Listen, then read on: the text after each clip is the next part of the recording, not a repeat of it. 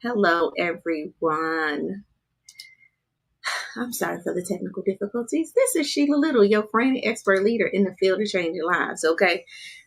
Make sure that you like, share, and comment and join that Elevating Life group with Sheila Little so that you can be a part of our weekly life lessons, conversations. Those are going to be happening every Sunday where I go in live. I answer questions that really are focused around our love of self, our interactions with others, our focus and our energy. We are at the Stop It Now challenge, and we're on week 3, right? Interactions with others. Remember, life is an acronym, right? So again, it's our love of self, our interactions with others, our focus, and our energy. I came up with that because I do feel like that's life, right? How I love myself is a reflection of how I interact with others. And what I focus on is what tends to give me my energy and emotions or detect my energy or emotions, right? And so the whole focus this year is to do that. So also make sure you sign up for that Project Life, right? Every day you're going to get a daily intention throughout the week just to really help to reshift, to align, to advance and accelerate your life. All right. Before we get into week 3, I just want to give this disclaimer. The content shared in this session is for information and education purposes only, okay? It is not intended to replace your professional advice. It is not intended to diagnose or provide any treatment to you, all right? Please consult a qualified professional for specific guidance tailored to your individual needs, all right? This is really just an overview, right? This is me taking all of my experiences as a individual, as a doctor in psychology, as a licensed master social work, right? And really just helping you to navigate these 4 quadrants, right? Our love of self, our interactions with others, our focus, and our energy, right? At the core of this week's message was really about being intentional with our relationships, all right? Our interactions with others is a vital pillar in our life acumen. All right. Relationships shape so much of our emotions, our mental, and even our physical well-being, right? So when our interactions are rooted in authenticity, meaning who I am, respect and boundaries, right? Healthy boundaries, they empower us. They empower us to grow, to thrive, and to create deeper connections. All right. Why is this important? Because all too often we find ourselves stuck in unhealthy patterns, right? We avoid conflict, we overcommit ourselves, and we seek approval at the cost of our own happiness. So this week was all about breaking those cycles and uncovering the tools to build thriving, intentional relationships that serve us, not drain us. All right, that serve us, not drain us. That is not to be misunderstood for what your role is as an individual. Your role as an individual is primary role is to be a service to others. But how can you serve other people if you have not set your life up in a way where you have the energy, the emotions, the wherewithal, the momentum, just the capacity, right, to be of service to others, right? And a lot of times that has happened because of our relationships, right? Remember, we are a conglomerate, right? Just the whole feel of our current relationships, our parents' relationships, our grandparents' relationships, right? So this relationship is not just about you and the people that you're in relationship now. We're in relationship with all of their experiences. How do I know this to be true? Because the based on how my mom's relationship was is how she shaped my narratives for relationships. And where did she get hers from? From her mother and her father, right? And so we are an aspect of the relationships that came before us, right? Healthy, unhealthy, aligned, unaligned, whatever. All right. And so our goal in this season, in this heightened awareness, is to really redefine what relationships look like, redefine ourselves so that we can start acquiring those relationships and experiencing those relationships and ultimately shape the future for how our kids, our grandkids, our grandkids kids, right, will interact with themselves and others. And remember, relationships is not just with other people. We're in a relationship with everything, right? A relationship with your clothes, with your hair, with your with your money, right? With your house, right? We're in relationship with everything. So how are we relating to these things is the key question. Okay. And when we can see that we are in relationship with everything, that everything is interconnected, right?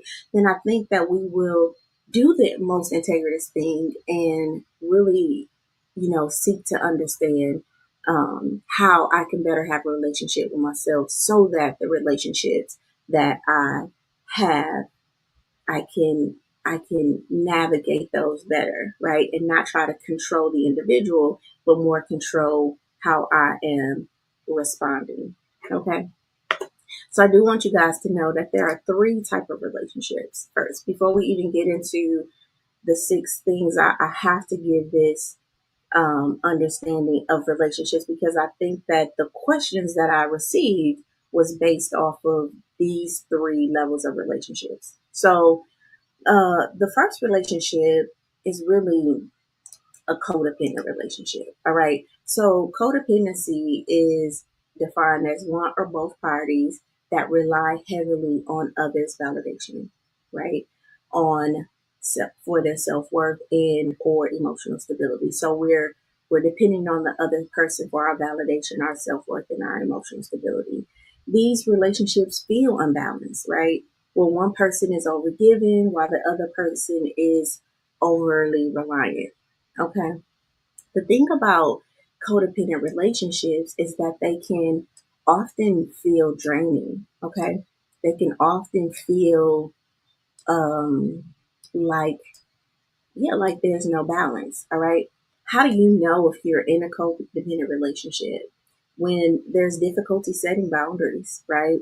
When you have an innate fear of being rejected or abandoned by the person, right? Where you really feel like if I don't do this thing, I'm going to get punished. They're going to punish me.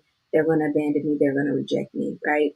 And then also when we have this feeling that we are responsible for how somebody else feels, all right? That's very codependent because as adults, and I'm just speaking of adults, you are not responsible for other people's feelings, right? I want to say that again. You are not responsible for how someone else's feels. All right. You can contribute to someone's existing sadness, existing anger, existing happiness. We can contribute to those things, but we're not responsible for that. And I see so many relationships where we make people responsible, right, for how we feel, right? When we do that, codependency actually lends to resentment, right?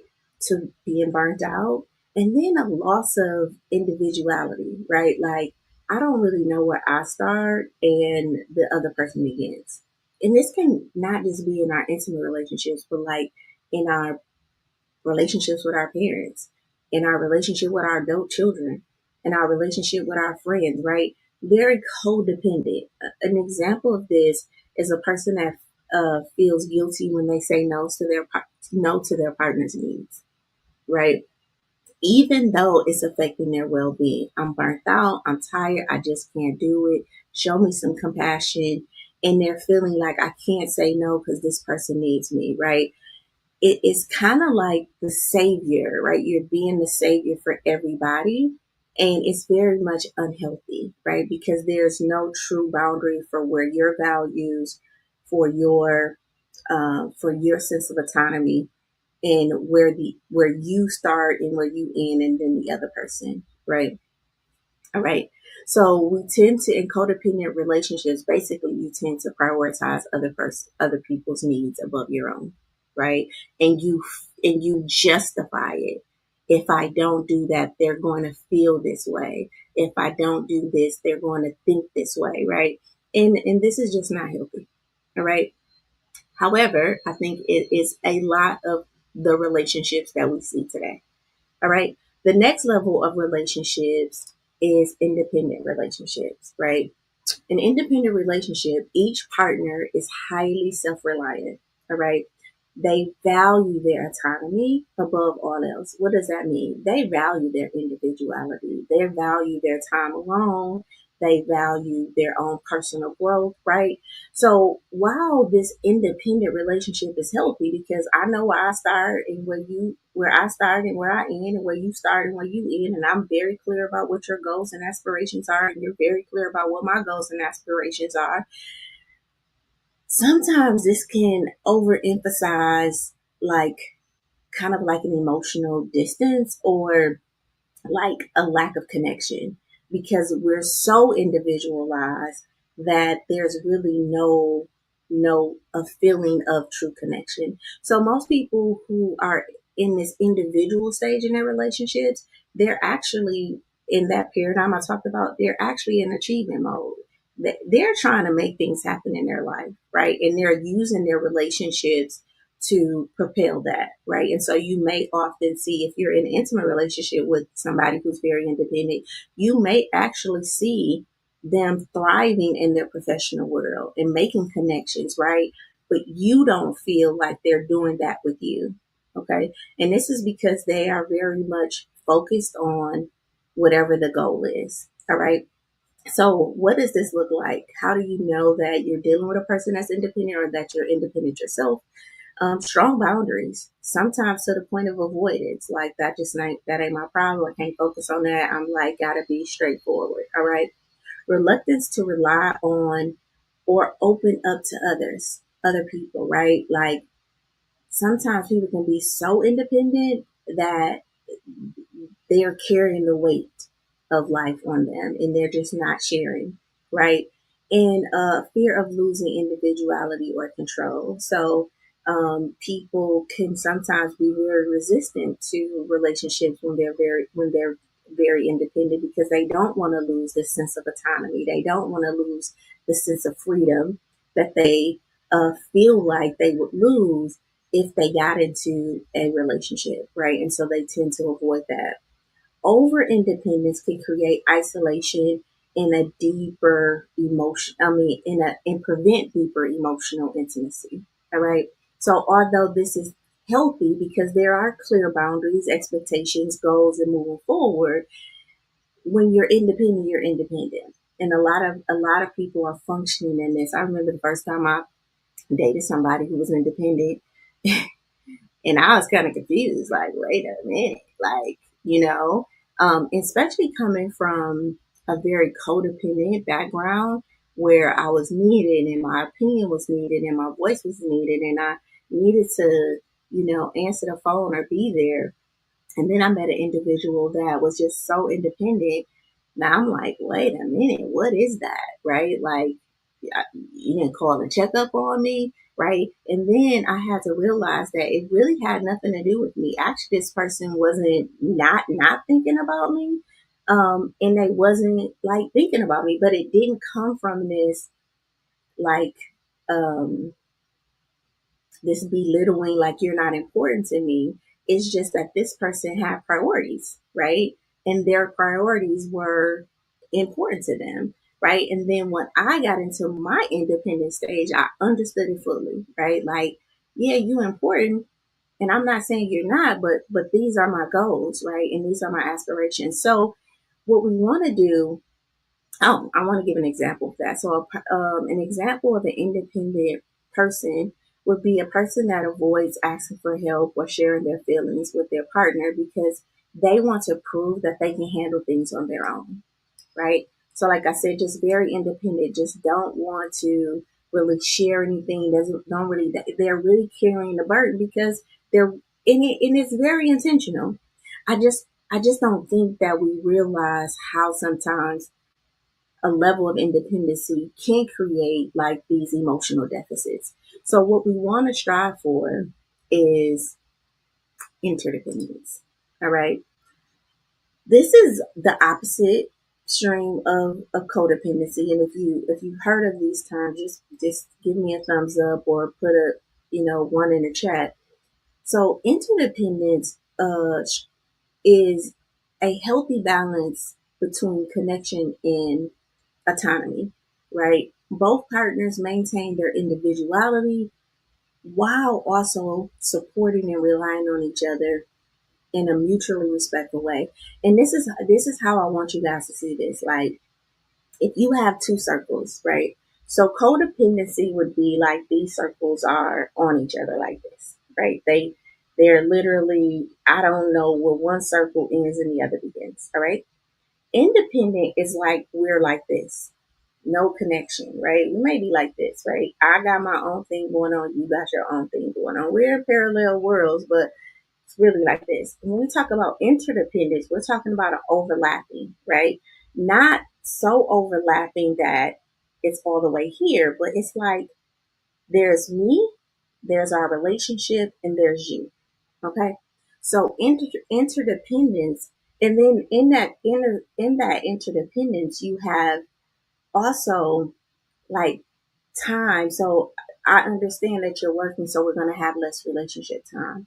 I understand it's a season for us to be more connected. It's a time for that, right? So the circles are fluid in how they move back and forth, and there's some understanding around. This week I really couldn't do some of the things that I would normally do because I had a big project. Or hey, we need to really buckle down and spend time together. So no phones, this weekend. It's just going to be you and I, right? So this overlapping of two individuals and how they choose to move those circles, but never really creating like this overlap, right? There's always still me and there's still a sense of you. All right. So an example of this is a partner expressing their needs to their partner and feels comfortable asking for support, right? Hey, I'm really tired this week. Can you help out with the kids? Can you help out with whatever that thing is? Knowing that it doesn't diminish, though, their independence. It doesn't make me less by asking you to help and assist me emotionally, mentally, and otherwise, right? We're here to support one another. So both partners, they work together as a team while respecting each other's personal goals and boundaries. And this is the ultimate thing that we're trying to seek when we get into relationships, this interdependence. All right.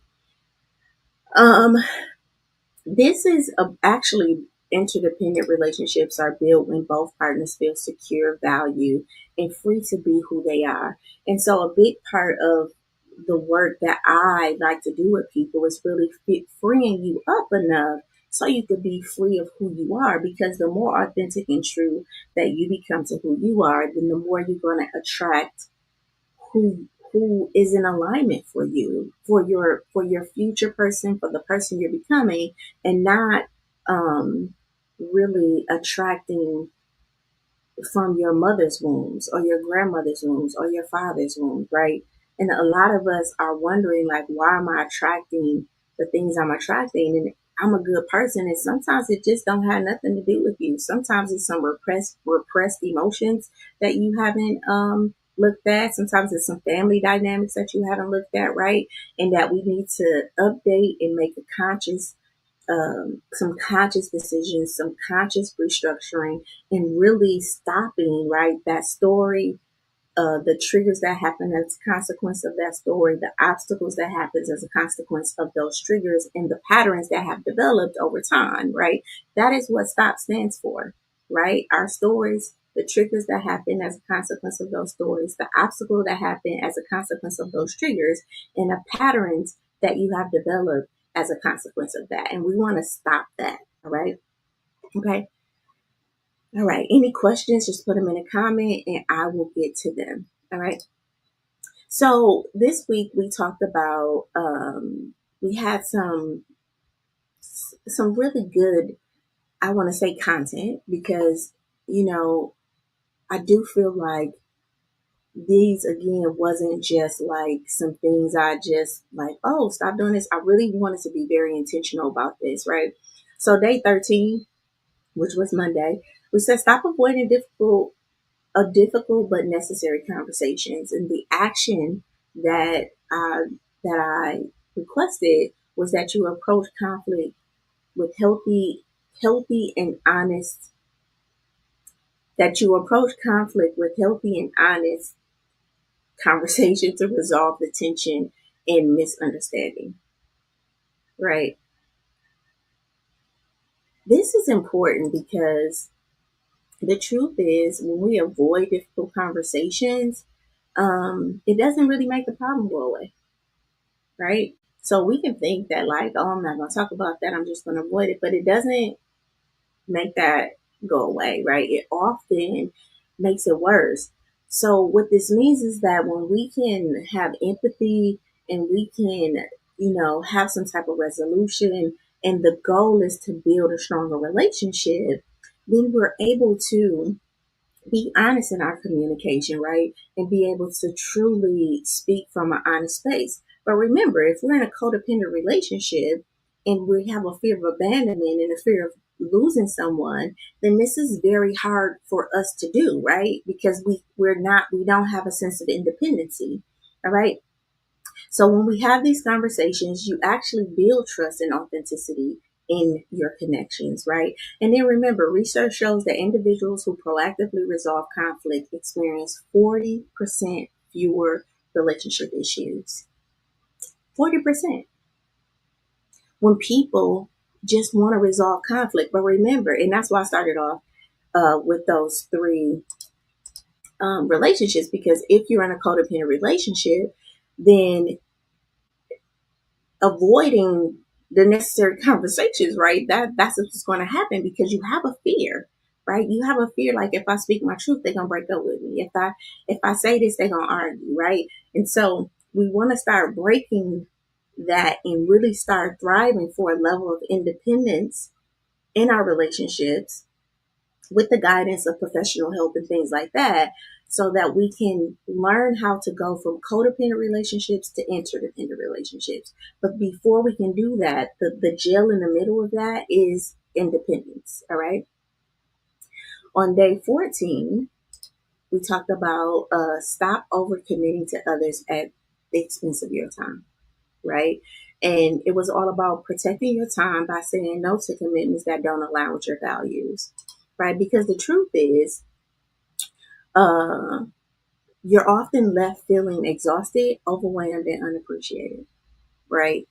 What this means is that every yes should serve your goals and your well-being. And remember, your goals at some point should be to create win-win situations, right? So I'm not going to create a win-loss situation where I'm losing at your gain, nor am I going to gain at your loss. And this is why it's so important to have, like, understanding in a relationship and some type of compassion. All right. And then studies show that people who manage their time intentionally report having lower levels of stress and higher levels of productivity. All right. So when you learn to say no to the important things, to unnecessary obligations, you're actually you're creating room for the things that really matter. Okay. On day 15, if that makes sense, put a yes in the comment. Okay. On day 15, we talked about stop harboring grudges and refusing to forgive. The action was to let go of resentment by forgiving others, and not for them, but for your own peace. All right. Listen, the truth is, holding on to grudges weighs you down, and it actually keeps you stuck in the past. Okay. What that means is that forgiveness isn't about excusing other people, right? Forgiveness is not about excusing their behaviors, right? It's about freeing yourself up. All right. When you let go of resentment and you really reclaim your energy and your emotional balance, right? You will feel, it will create this space of personal growth, healthier relationships, and inner peace. Okay.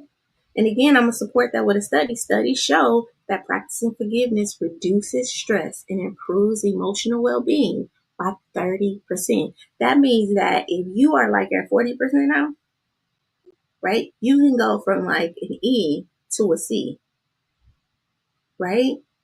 To a C or above, just by, like, forgiving. just by letting go, right? All right. We're going to talk a little bit more about this later. All right. Day 16. Stop trying to please everyone. Focus on pleasing yourself by aligning your choices with your values and your goals. This is hard to do, especially when we coin ourselves as a people pleaser. And I always challenge people like, are you really a people pleaser, or are you self-soothing by accommodating to other people's needs? What that means is that, do you have a feeling about not doing the thing for that person, and you don't want to feel that feeling? So if I tell my friend no, right, then they're going to think, this is my story. If I tell my friend no, then they're going to think that I'm being selfish and I'm not a good friend. Even though I know that I don't have the capacity and I love this person and they are like one of my best friends. But instead of me saying no based off what I know, I'm saying no so I don't have to feel the trigger that comes up with that story that I just told myself. And if I do that long enough, that's going to create an obstacle in my relationships, because now I'm teaching myself to put these people's feelings, or what I think their feelings are, above my own. And then I develop a pattern of now what I call people pleasing, when the truth is it's actually a self coping mechanism that I'm doing because I don't want to feel what I think I'm going to feel if I tell this person no. All right. Here's the other truth. Trying to please everyone leaves you feeling unfulfilled and disconnected with your own needs. All right. When you prioritize your own happiness, it actually leads to more authenticity and joy in your life. Remember, our goal is to be of service to other people. So how do I position myself enough where I can be of service, from the place of wanting to be of service versus having to be of service, right? I'm giving from an empty cup because I'm not servicing me in the way that I need to be services so I can be of service to you, right? The real value, though, in not people pleasing or not trying to please everyone, is that you actually build confidence in yourself. You actually start to have some self trust. You actually start to have the courage, right, to say yes to what really matters to you. And again, I'm going to support this. Studies show that people who focus on their intrinsic motivations are 40% more likely to achieve their goals. That means the more I am in alignment with the things I want to do, the more that I want to do is going to get done. But if I am doing things that other people want me to do, it's less likely that those things are going to get done. And if they do get done, it's more likely that I'm going to feel some resentment, some overwhelm, some exhaustion, and a lack of fulfillment. Okay. All right. And then day 17, we had stop expecting others to fulfill your self-worth, right? Build your self-worth from within by recognizing your own values and achievement. This is so important. Um, Again, if we're in codependent relationships, then it makes sense that my mate is supposed to make me feel like I'm beautiful and make me feel like I'm worthy enough and I'm important enough. And how do they make me feel that way? By the things that they do, the sacrifices that they make, right? But here's the thing, it's no matter what your mate does or your family does or your friends do, if you don't feel worthy, it's only gonna be short lived. And then you're gonna look for another thing and another thing and another thing. Or if you're the person that's giving that, right? Nothing you do is gonna be enough. It's just gonna be the next thing you do and the next thing you do, and do this some more and do this some more, right? This is why it becomes insatiable. right? This is like a empty hole that never gets filled in these codependent situations. All right. So we want to move more towards independence and really start to understand, one, what is self-worth, right? And understanding that for ourselves, right? Because the truth is, relying on others to validate you often leads to disappointment and even deeper insecurity, right? And when we start talking about,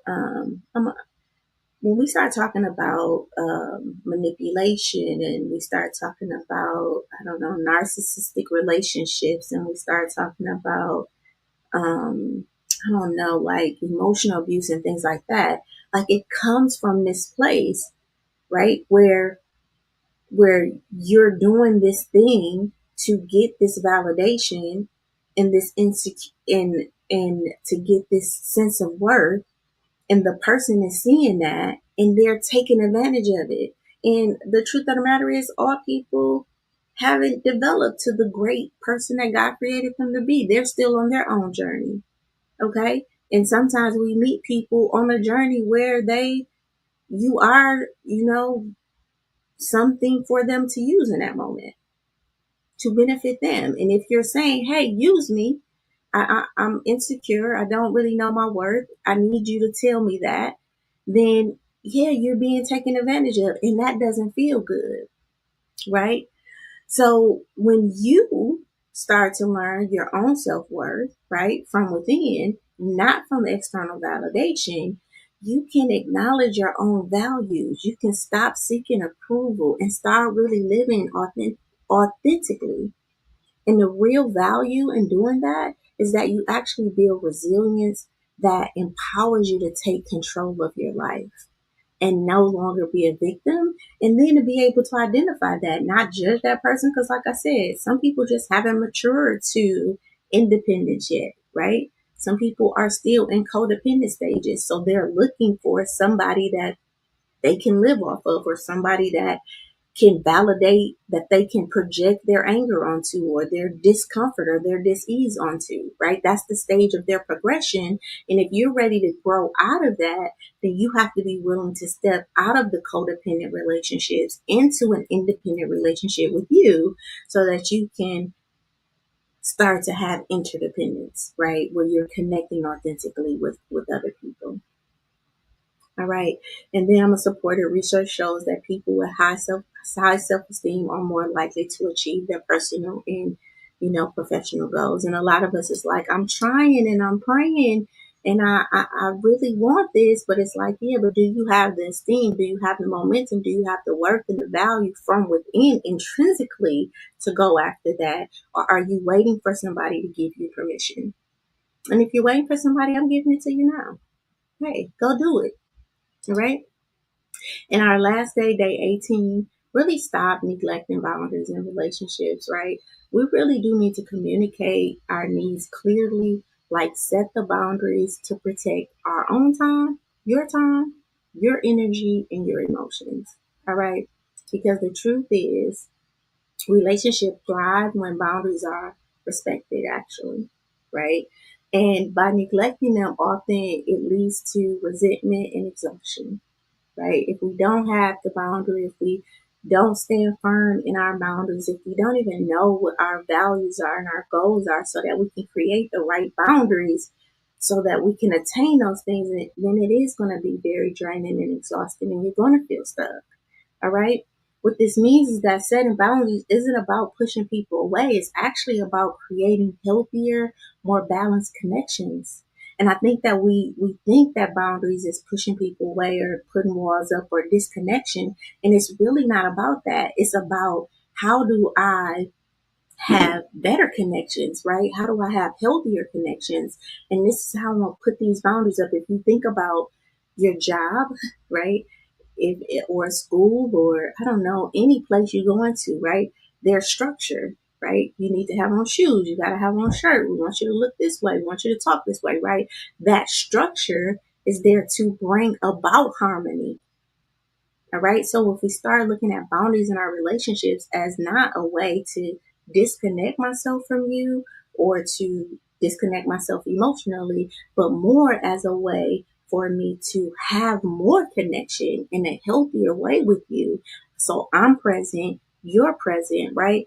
Then we can start maybe adapting to doing the work it takes to adhere to our personal boundaries. And remember, your boundaries are for you. They're not for other people, right? They're there for you. And that's why you have to know what you value and what your goals are.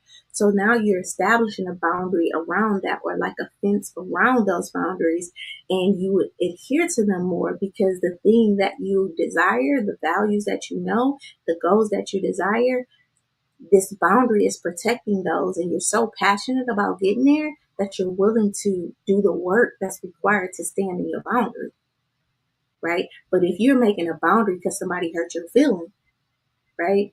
Like, oh, I'm just like, don't call me no more because you hurt my feelings, right?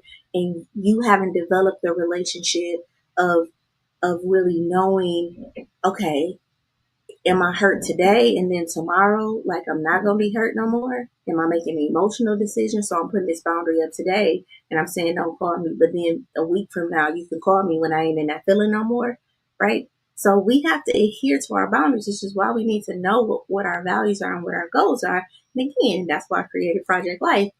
So we can learn how to set those boundaries for you today. And remember that studies show that people who set and maintain boundaries report higher relationship satisfaction and low levels of stress. Listen, if you feel like balance and harmony, if this feels like the balance and harmony that you really want in your life, right? Make sure you join that Project Life program today at Sheila Little, www.sheilalittle.com/life. All right. Do we have any questions about that? If we do, please put them in the comments. Relationships are so integral to us, and I definitely wanted to make sure that I at least hit some of those inner conversations that you're having with relationships, really bringing up a lot of the things that in my personal as a marriage and family therapist, as a therapist working with people who have been traumatized in their relationships, um, as a coach, right, who's helping people move forward. I really wanted this conversation to be general enough, right, to provide you with some insight, but also triggering enough where you can say, yeah, I really do need to work on that, because either I'm in a codependent relationship or I have codependent tendencies, or I'm real independent. I'm really about my game, but I'm lonely and I do want to start integrating back so we can ultimately get to, interdependence in our relationships. How do we do that?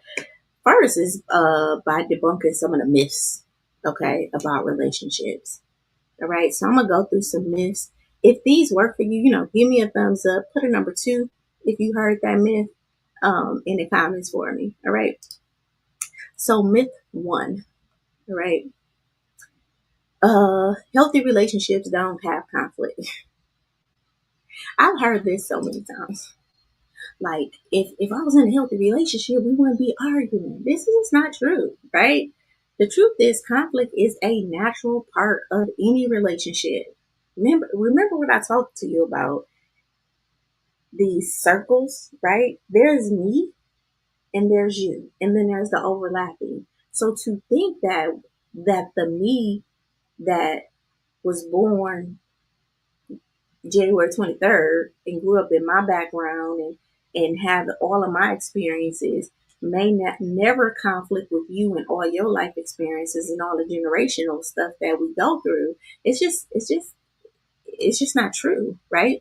So conflict is a natural part of any relationship. It's how though you address and resolve disagreements that determine the health and connection. Be honest, kind in our communication during a conflict strengthens our trust and our understanding. All right. I'm going to go back to that. Having conflict is very difficult in a codependent relationship because, again, I have a fear of abandonment, right? I have a fear of judgment. I have some perfection issues. I have a fear that you're going to feel away if I say my truth, right? So I don't want any conflict, right? Because conflict is a threat to this codependent, me relying on you, you relying on me relationship, right? But conflict is a human element. We can't avoid it. So we need to learn how to communicate through our conflict and feel sometimes our heartbeat and our hands sweat and breathe and know that we're safe, right? And even sometimes the person putting themselves in timeout or you needing to go in timeout. Listen, I'm upset. I just need some time to myself. That don't mean I'm breaking up with you. That don't mean the relationship is over. I just need to breathe, right? I just need some time to myself. And a lot of times, if you're an anxious attachment or avoidant person, that can be very triggering because, like, what do you mean? You're gonna break up? You're gonna go cheat on me? You like, no. I just need to think about this, right? And so we need to know how to support one another in what we need to resolve the conflict and then come back and have the healthy conversation. And sometimes that is a mediator. Sometimes we do need help because all we understood and all we saw was mama getting an argument, she walk away. Daddy getting an argument, he walk away. Big brother getting an argument, he busts a hole in the wall. Sister getting an argument, she fighting. Last time they got into an argument, they broke up and never talked again. So these are the scripts that we have in our head about arguing, and we got to go in and rewrite that. Like, oh no, I'm still safe if I disagree with you, and I can communicate that, but I need to learn how to communicate that on my own, right? And I need to feel the feelings that come with that and know that I'm still safe with me and in this relationship. And if that relationship doesn't provide that, then maybe we need to reassess the relationship. Okay. Myth number two, you have to sacrifice your needs to make the relationship work. This is just false, right? You don't have to sacrifice your needs to make the relationship work, right? Healthy relationships is built on mutual respect and compromise, not sacrifice, right? When a sacrifice to me, and what's the difference between and give me a thumbs up if you have heard this before or believe this, right? So to me, a sacrifice is I'm giving something up that I value. Okay. A compromise is, and if this is like my top three values, like I really value my autonomy, but I'm gonna sacrifice that freedom because of how it makes you feel. Like, and I'm not willing to sacrifice that. But what I can do is compromise. I understand that I can be to myself and I like my freedom a lot. So I can make a compromise. How about, I don't know, at the end of the day, I make it all about you. Whatever your needs are, right? So these are compromises. Like I'm not fully walking away from the thing I value and sacrificing that for you, right? So because you don't have to make those type of sacrifices in relationship. And honestly, in my personal opinion, I feel like sacrifice has already been made. So many lives have been sacrificed for us to have the life that we have now. We shouldn't have to sacrifice one more thing. But we can't compromise. All right. If you're constantly putting others first, the relationship may be out of balance. All right. Okay. Love is enough to sustain. It's another myth. Love is enough to sustain a relationship. I meet a lot of people that feel like, but I love them. Isn't that enough? But I love her. Isn't that enough? You know, now, biblically, love covers a multitude of sins, right? But is love enough to sustain a relationship with an individual that we have so many intersections and so many other needs? This is just not true. Okay. While love is important, there's also trust. There's also communication. There's also respect. There's also shared values. All right. That are equally essential to having a relationship. I can love you, but if our values are different, we're going to always be into it. Right. I can love you, but if I can't even communicate my love for you, to you because it makes you uncomfortable, we're going to always be into it. So love alone can't fix unresolved issues or fill those foundational gaps. Love is important, right? But we also need the other soft skills to be able to communicate our love, to be able to express our love, to be able to live and experience our partner in their fullness. Because remember, your love is your love, right? Um, I say that you have, if you ever been in a relationship with a person who loved you, like was so into you, and you just like, I don't understand. And they like, but I love you. Like, think you're my wife. And you like, how do you think that? Right? That person is feeling their love for you. But you can't feel that love for them, right? This is why love is not enough, because actually love, like any emotion, is a personal experience, right? And you may have been on the side where you just so in love with a person, right? And you like, I just don't understand. I just love them so much, right? And it's like, why can't they see it? Why don't they know it, right? Because your love, this person has allowed you to experience love and you're experiencing it with them. But that love is not being conveyed. The way it's conveyed is through trust, through communication, through how we respect each other, through how we share these common values and express those and experience those things in our relationship. All right. Myth number 4, relationships should be easy if they was meant to be. This is just not true. While every relationship um, experiences some growth, takes a little effort, and there's some maintenance. All right. So every relationship requires effort, growth, and maintenance. Challenges does not mean that the relationship is wrong. It means both parties need to work together to strengthen it. Right. It's just like saying, if I go to the gym, I don't know, I'm a lose weight. Like, no, like you gotta lift the weights, right? And when you lift the weights, what is that doing? That's breaking your muscles, right? Tearing your muscles down so that your muscles can get stronger, right? So if we look at conflict or disagreements in that way, it's like we're having this conversation. It's kind of difficult for me, but I thank you and I appreciate you for sharing those values with me, because what that is doing is it's breaking down my construct of who I thought you were, and it's helping me to be more strong in who you actually are. And the more I can see who you actually are, the more I can come to either love that and accept that, or to love it and say, if that's not for me. All right. So, relationships should be easy. And if they ain't, it's just not meant to be. That's just a myth. I mean, I know people who love each other a whole lot. And as a consequence of how they chose to handle their challenges, only deepen their love and their connection for one another. All right. Myth number 5, your partner should complete you. Again, this is that kind of like a codependency. Like, and I know we get this from, movies like, you complete me, right? Or I'm looking for my savior to come. But the truth of the matter is, your partner is not there to complete you, right? You are already a whole person, right? A healthy relationship is about complementing one another, right? Not completing what you feel is missing from your life. And I think a lot of us have that. Like, oh, I'm waiting for, him to come, because once that happens, then I'm going to be complete. No, you're whole. You're a whole person right now, right?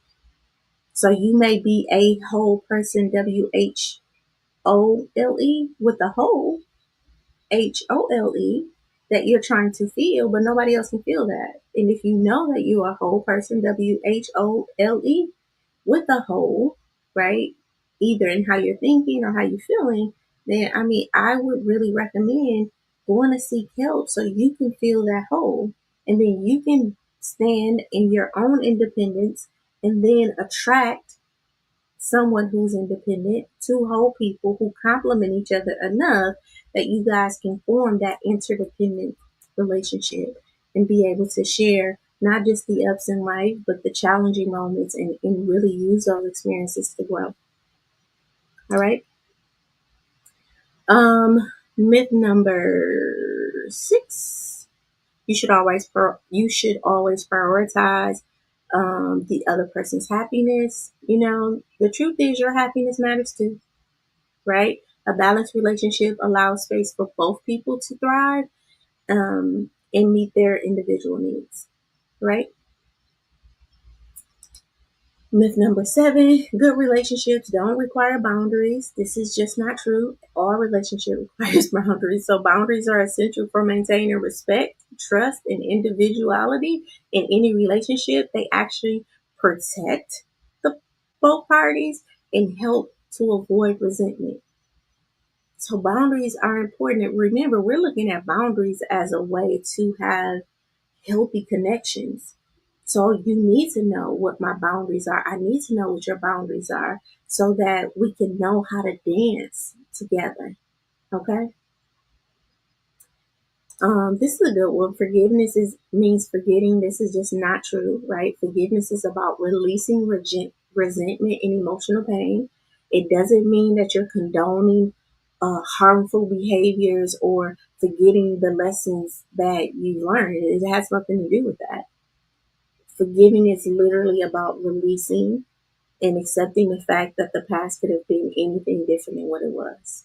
It's not saying that that person did right. It's not saying that how you felt was wrong. It's just saying, listen, I need to get this off of me. I got to release it, right? And sometimes that is a process, right? And if you need help with that, then I recommend you going to seek help about how to forgive, because sometimes we have strong narratives, right, that we need to stop. And again, we have a story that we have told ourselves about this event. It's not the event that's the problem, it's the story. And if I told myself a story, then that story is triggering a feeling of resentment, of anger, of disgust, of all of those things. And that is creating the obstacle that is preventing you from forgiving that person, right? And then a pattern develops when you start seeing other people do that. And now you're harboring all of this resentment from the story that you told yourself about the event, right? I mean, because it could be a lesson if you choose to allow it to be, all right? The next myth: you should always say yes to keep your peace. This is just not true. Right? You should always say yes to keep the peace. This is just not true. A lot of people do this, though. Again, back in codependent relationships, I'm just going to say yeah because I don't want to argue, right? Saying yes when you mean no leads to resentment and emotional burnout. So a lot of us have said yes so much that we're either numb, like I don't really care, yep, but true peace really comes from help, comes from honesty and setting boundaries. That's what true peace comes from. So I don't care how many times you say yes. If you really meant no, it's not. It's not going to help. All right. And then, last but not least, a strong relationship never changes, and this is just not true. People grow and they change. In relationships, and in our relationships, we must learn how to adapt to those shifts. So being more flexible and learning how to communicate will help us to navigate our growth together. We should look to grow in our relationships, right? And love the people that we're growing into, or that who our mate is growing into, and figure out how to love that individual over and over and over again. All right. Now I talked about if you have any comments about that, put it in the chat. Give me a 3 if that made sense. Just give me a 3. Oh my gosh. Okay. So we talked about. I did want to after we talked about myths, I did want to actually talk about um, how we can literally start to look at our relationships like it's school. And then I have some questions that I'm going to go into. If you start looking at your relationships as opportunities to grow, like elementary, like our teachers, from elementary to junior high to high school to college to masters to doctorates, right? If we really start looking at our relationships as growth mechanisms, I think that we can truly start to release a lot of the energy we have around it and emotions we have around it. All right. Now, how does that look? So, relationships are like school, right? They're where we learn, they're where we grow and evolve. Every interaction, whether positive or challenging, is an opportunity to become a better version of yourself. Hear me. Relationships are like school. When we learn, they're there to teach us, they're there to grow us, and they're there to evolve us. Every interaction. That means with my mama, with my siblings, right? The friends, with the bullies that bullied me when I was little. All of those interactions were there, right? So whether they were positive or challenging, they create an opportunity for me to become a better version of myself. All right. So what does that look like? Lessons in honesty, right? So relationships teach us how to be truthful, not just with others, but with ourselves. So every conflict is a chance to practice clearly communicating and building trust. You know, people like I'm honest at a fault.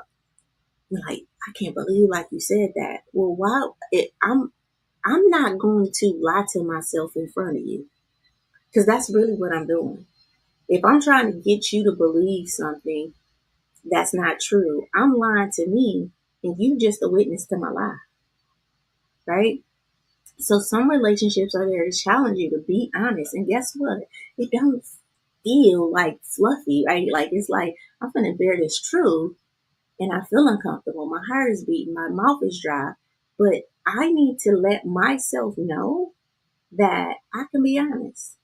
And no matter how this person is gonna respond to my honesty, I'm building my first relationship with me, right? I'm rebuilding that because throughout my life, through trauma, through hurt, through pain, I have become disconnected from myself.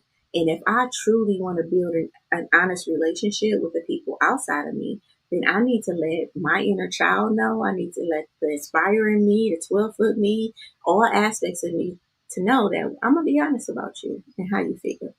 Now, we learn how to do that because sometimes people can be honest at a fault and it can be hurtful, but I think we still have to be courageous and just learn how to be honest. But again, if we're in codependency, that's hard because I don't want to be rejected. I want everything that I say to be approved, right? And it's just, we just have to take the lesson of honesty, all right? The second lesson, boundaries, right?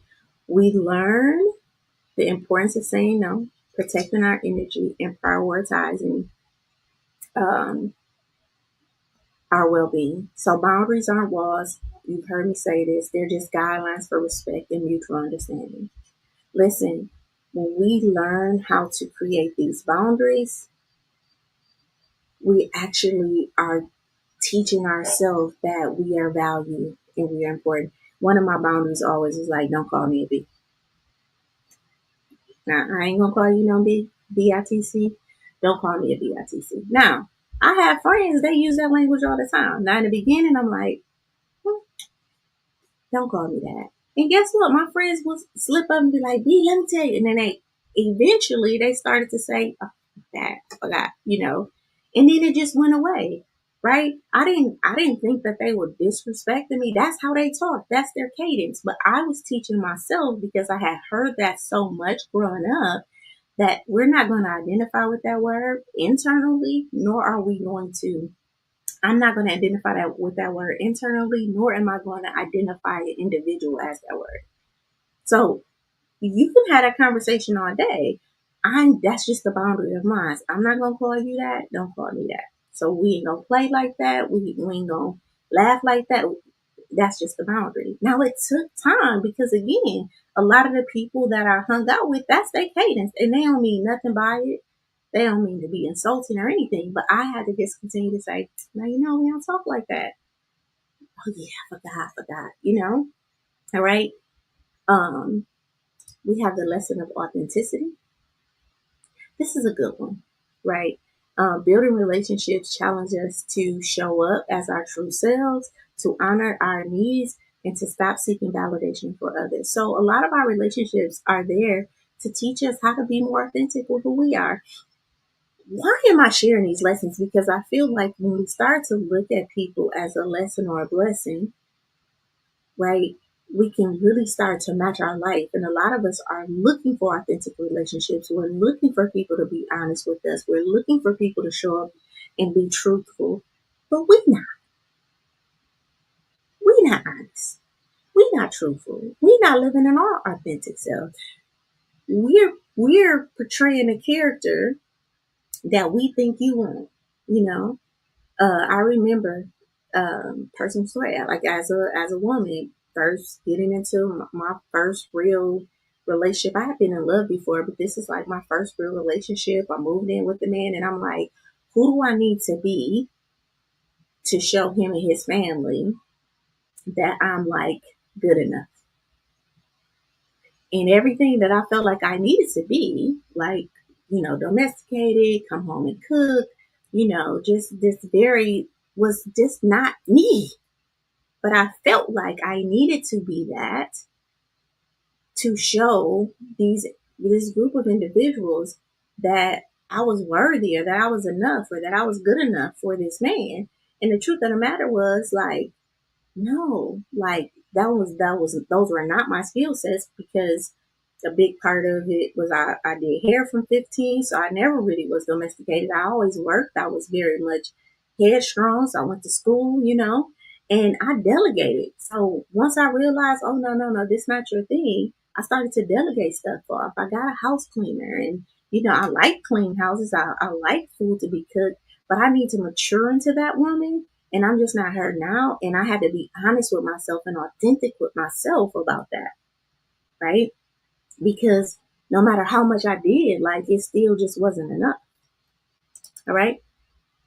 Relationships can be lessons in patience and resilience. So relationships test our ability to navigate differences, right? Adapt to changes and to see things from other people's perspective. There's one of the paradigms that you and him talk about, which is like this duty paradigm, where people really, if you don't think like me, then we shouldn't be together.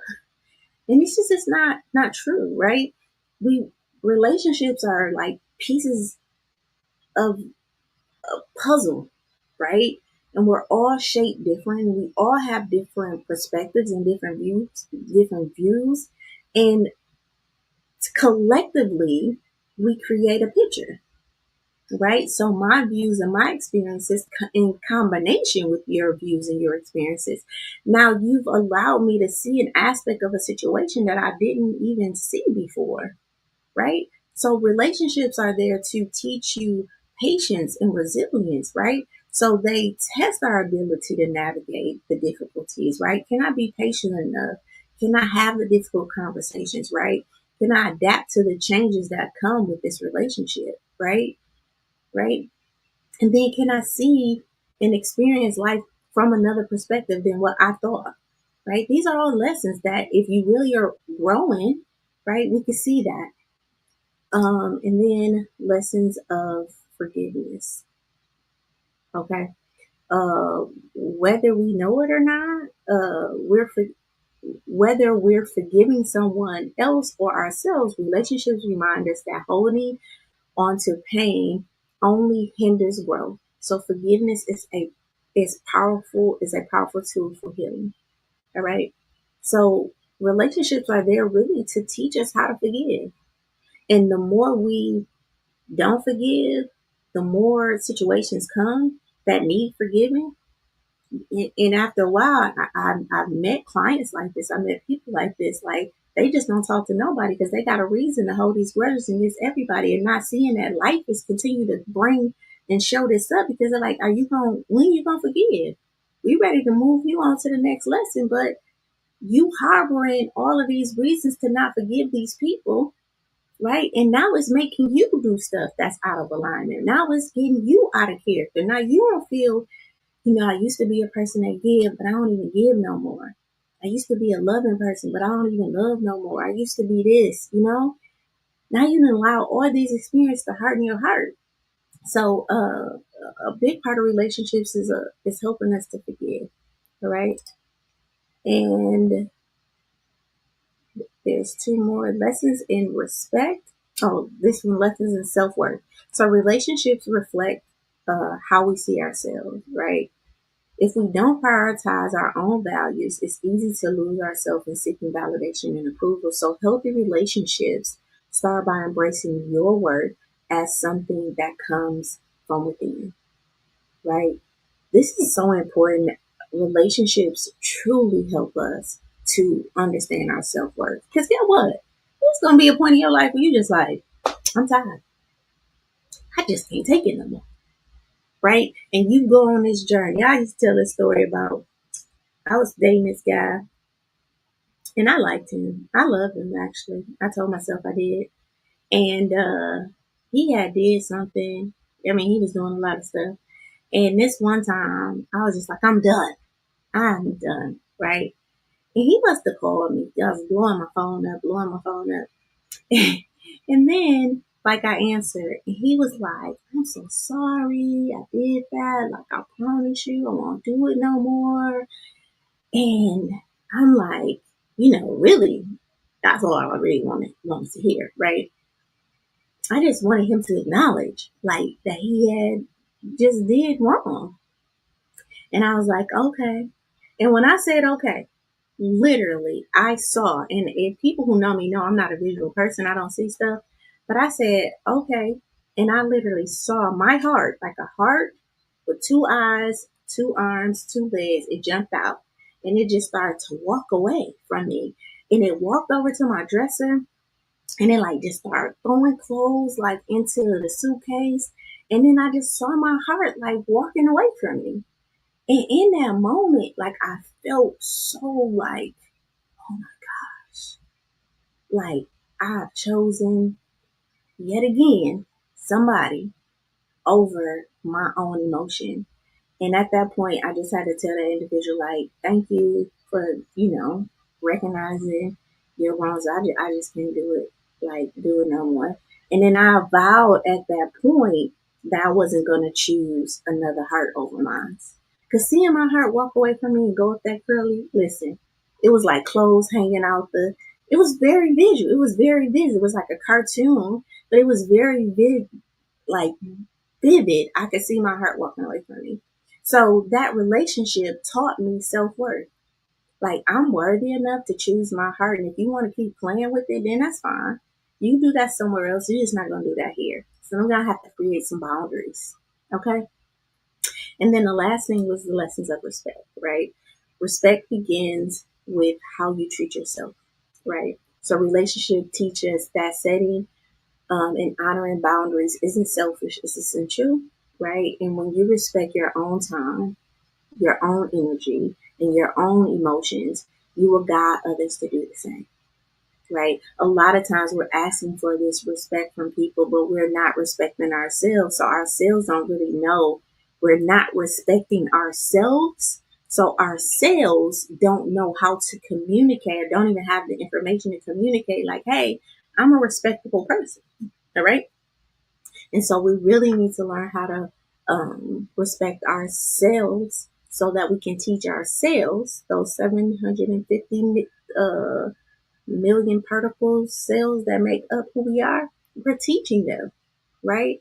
And then when we can teach them, then they communicate to the broader world, like what we stand for, right? Very scientific, but it's the truth. All right. And just know that when we view our relationships as a classroom, even in hard moments, even the hard moments hold value. Even the most um, broken heart, we can tell a story about it that can trigger right optimism instead of obstacles. That can break the patterns, right? That can shift our paradigm. All right. And we get to choose how we tell the story of our relationships, right? The people in our lives, whether they're here to stay for a moment or a lifetime, they are our teachers, right? Helping us to uncover our strengths, heal our wounds, and deepen our understanding of love and connection. Okay. All right. I'm over my time, but I think I had 3 questions. So, which is why I went into all of that, because I didn't get a lot of questions. If you have any questions in the comment, make sure you put it in. And if you like those lessons, give me some thumbs up or some feedback on it. Give me about 15 more minutes. 15. All right. So question one. Question one is, um, what's the first step in forgiving someone? So we're at questions, life lessons with Sheila Little. Okay. So question one, what is the first? This is a good question. This is a really good question. So, what is the first step to forgiving someone who hurt me deeply, especially if they haven't apologized? Right. So many people struggle with forgiving people, especially when they haven't recognized that they've done you wrong. Right. Um, so thank you for asking this question. I get this. I understand it not just from a theoretical place, but from a personal place too, right? It's just hard to forgive somebody that has hurt you so bad, and they don't even, they're not even willing to apologize, right? Well, first, we just need to know that forgiveness is a process, all right? And it begins with understanding that forgiveness is more about freeing you than it is about excusing anyone's actions. I think if we can take it from there, if we can change the story of what, I'm going to use a stop acronym. If you can change the story of what it means to forgive, because what it sounds like is the story you're saying is, um, to be able to forgive this person, then they need to acknowledge that they hurt me. And once they acknowledge it, then I can forgive them. I'm understanding of that. And based off of that, then that's triggering this kind of feeling or resistance to forgiving them, right? Which is creating the obstacle of you not being able to forgive them. And if you keep on with that, then you're going to develop this pattern of just not forgiving people unless they ask for your forgiveness. And what I want to do is shift that and say, hey, let's shift the story. All right. Somebody did something, they didn't acknowledge it. But maybe if I can tell myself that forgiveness is a process and it's really about freeing myself, right? Than it is about their actions. Now that's going to free me. That's going to trigger a different emotion in me. Because now if I tell myself, you know what, forgiveness is about what I carry, about the emotions that I carry, and if I want to attract different type of people in my life, then I need to like kind of erase this energy, right? Now, if I tell myself that, what do you think that's going to trigger? That's going to trigger me figuring out a way to let this go, right? That's going to trigger some curiosity, right? Which that curiosity now is going to create an opportunity, right? For me to change my paradigm from victim, the P is paradigm, my paradigm from victim, right? What happened to me to integrity. This was a lesson. And then I can say what that taught me. Okay, that taught me that I need to be a little bit more firm in my boundaries. That taught me to, pay attention to my red flags or whatever, right? Because remember, we just went over these lessons, right? So in the first step in forgiving someone who has hurt you deeply is, and they haven't apologized for it, is to give yourself some compassion, right, for that experience. I'm sorry you had to go through this, right? This hurts very, very bad. And then set up a narrative that benefits you and take the story from that person. and what all the stuff that we can say about that person, and really move it to your growth, right? And then I want you to ask yourself some questions like, why am I carrying this hurt, right? Why am I carrying this hurt? Why am I carrying this bitterness? Why am I carrying this sadness? Like, what meaning am I bringing to that? Like, is it the more that I show them a hurt, then the more that they're going to realize how much pain they did, and eventually they're going to apologize, you know, right? And how is holding on to this pain impacting my peace and well-being, right? And if I can answer those two questions honestly, then I can definitely say, okay, it's time to change the story, right? Because holding on to this is, if I'm trying to get this person to see that they really, really, really hurt me, right? Then I'm only hurting myself more, and I'm doing worse to me. I'm doing worse to me than that person ever could have done. So I would just challenge you to think about that stop acronym, and really just, change your story so you can trigger some curiosity, so you can create an opportunity to really see more about what you learned, and then you can change your paradigm and we can release it, right? And doing that does not condone that person's behavior, but it does release you from the pain. All right. I hope that helped. Second question. How do I rebuild my sense of self-worth after being in a relationship that made me feel small or unimportant? When I read this, I was just like, oh, thank you, whoever said this. Thank you so much. Right. How do I rebuild my sense of self-worth after being in a relationship that made me feel small and unimportant? I think everybody can breathe with this one. Lean in a little bit, because this is real. And I think that, you know,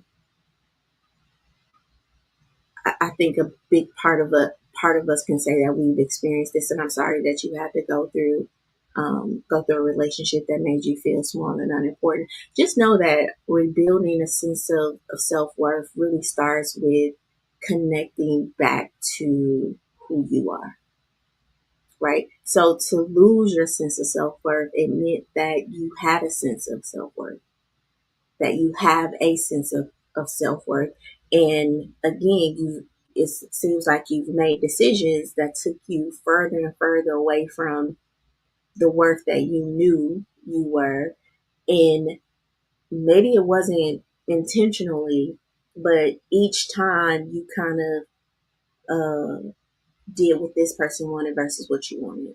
You just kind of kept inching away, right? And eventually, like, you started to not feel as worthy, right? And this sense of self-worth is important because I think that the more we step away, this is why I talk about, like, really doing what you want to do, right? Because when someone is inching you away, I value communication, but I really love this man who doesn't like to talk. And every time I'm on the phone with them, we don't really get into the conversations that I like to get into, right? And each time I'm leaving myself, right? And now, because I'm so far away from myself, it's fair for me to say that this person made me feel small and unimportant. But the truth is, I made myself feel small and unimportant because I made a conscious decision based off the information I had at the time to put myself on pause to do what this person wanted me to do with the hopes that I was going to come back and get me. But I got lost in the relationship. I got lost off in sea. And now I just feel so unimportant and feel so small to this individual. Right. So the first thing I want you to do is really give yourself some compassion, because we've seen it happen. A lot of times we're taught to do this. Right. And know that rebuilding your sense of worth really starts back with connecting back to that sense of who you are and what you feel like your worth is, right? And know that often relationships do have the potential to diminish us. Um, and we can kind of lose ourselves, but we can find ourselves too, you know? And the way we do that is really to start to reflect and start to reclaim back ourselves. You know, what is it that I used to like? You know, who did I used to be? What was some of my aspirations? And gradually, how you gradually started to lose your sense of worth, you will start to gradually get it back. And in that, what's going to happen is you're going to have these voices come up like, I can't believe he did that. I can't believe I allowed this. In those times, I want you to have some self compassion, right? Acknowledge the hurt that you experienced without blaming yourself for that. Because remember, you only know what you know until you know something different. All right.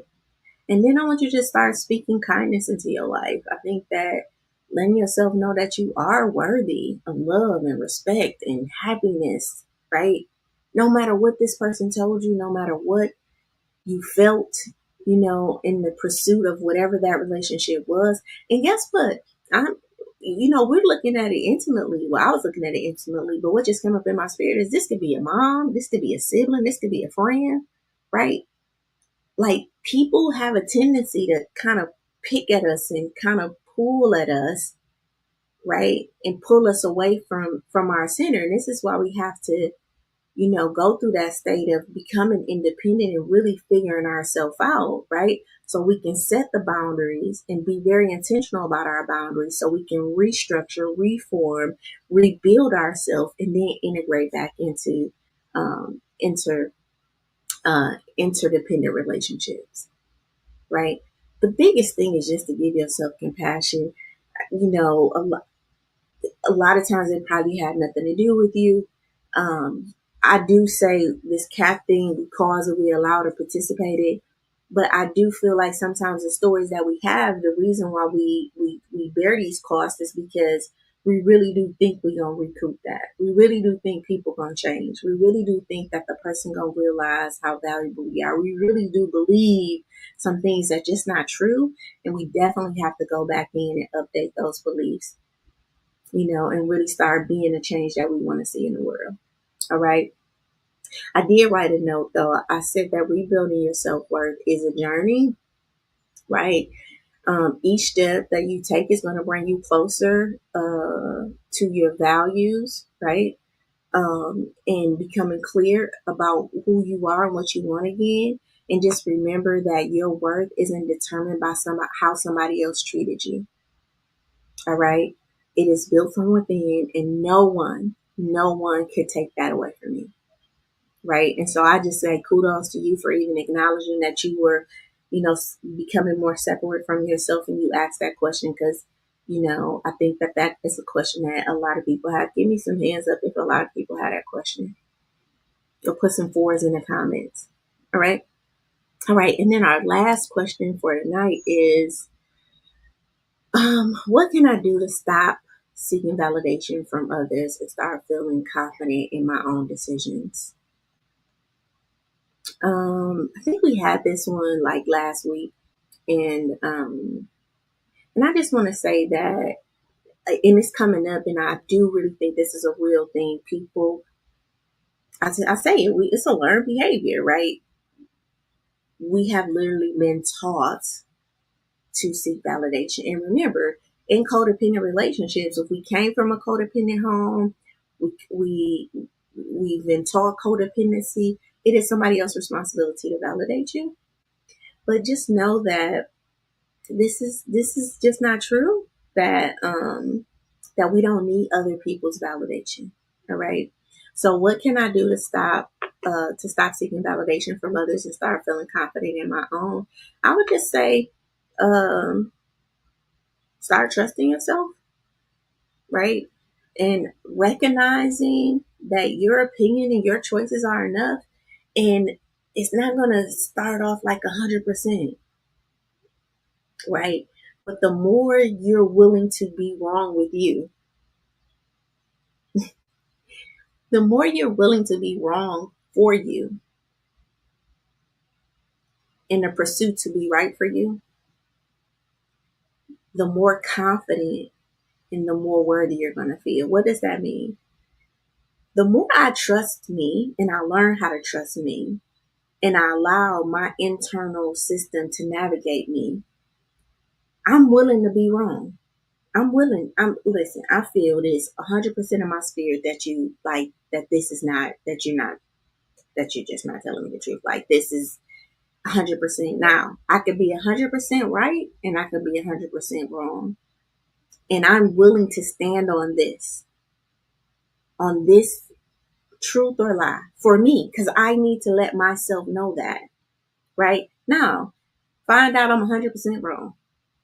I get myself, I'm so sorry. I felt it and everything. Now I'm going to go and okay, what story? What didn't I see? Right? Because now I'm building this relationship back with me. And in that pursuit, I'm going to be willing to get it wrong so that I can get it right. So I can learn, like, was that a trigger? Was that a narrative I was telling myself from an old experience? Was I present enough? Like, how didn't I see that? Right now I can go and I can take some inventory for myself. So what can you do to start seeking validation, to stop seeking validation from others and start feeling confident with your own decisions? Just start trusting yourself and start, you know, being okay with being wrong and trusting yourself, because nothing is 100% right. And I think that when we trust ourselves, we want to always have the right answer. We just need to know that whatever the answer is going to get us to the right answer if we can trust ourselves enough, right? And then we need to stop. And then I think we need to stop prioritizing other people's opinion above our own. Like, okay, I hear you, but just because that's your opinion of me doesn't mean that that's true about me. And all of that is going to have a feeling. And we need to be able to sit in the feeling of uncomfortableness, the feeling of judgment, all of that, and breathe through it and know that I am safe. Even in this feeling, I'm safe. Okay? Because the truth of the matter is that um, other people's thoughts of you you know, is their thoughts, and it comes from their experiences. And when you're at a point where you're seeking validation from everybody else and you don't really understand how to really validate yourself in the areas that you want to be validated, really, no matter what they say. I'm gonna give you an example what this means. If you are seeking for somebody to tell you that you're beautiful and you don't really feel beautiful, I don't care how many people tell you you're beautiful. You'll be like, for real? But what about this? You think my hair? Because you don't believe it, right? So we can talk about seeking validation, but if you haven't came to believe the thing that you're seeking validation for, it doesn't matter how many people validate you in that space. You have to do the inner work and start believing it yourself before it can even be validated outside of you. You know, validation is truly like a match. I believe it, and I'm looking for it to be validated, right? But a lot of times we don't even believe the thing that we want people to validate outside of us. And they're saying some things to us that we want to hear, but because we don't believe it, we dismiss it anyway. So I would just say work on yourself internally, develop a belief system, know who you are, learn who you are, and then allow people to have their opinions that may align with yours or may not. All right. Um, oh, this is another thing I want you to do. I wrote, celebrate your wins, right? So every time you make a decision on your own, no matter how small, acknowledge it. All right. Because I think that when we have not been validated, we need these little small, it's kind of like the little sand thing. Like each one of those grains of sand is you saying, good job, you did that, right? And eventually you'll fill yourself up. Okay. All right. And just know that continue to trust yourself, and tell yourself, I trust myself to make the decisions that are best for me. If you need to say that every day, all right? Because confidence doesn't come from others. It actually comes from proving to yourself that you're capable, and strong. All right. So with every decision you make. All right. If you guys have any questions, that was a lot.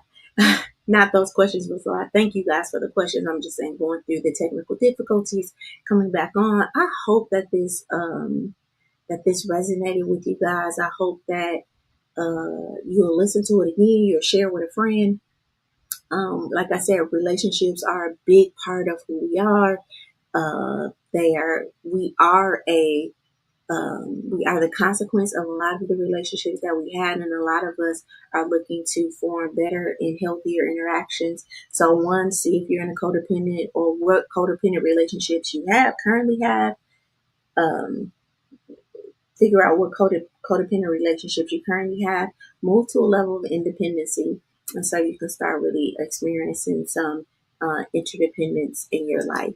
And continue to follow me. For the Stop It Now Challenge next week, we talk about focus. Join that Project Life waitlist at SheilaLittle.com/life. And join the Elevating Life group. That's where I'm continuing to do life lessons with Sheila Little, School of Life. It's going to be over there, so make sure you do that. And know that I love you guys, and I will talk to you later.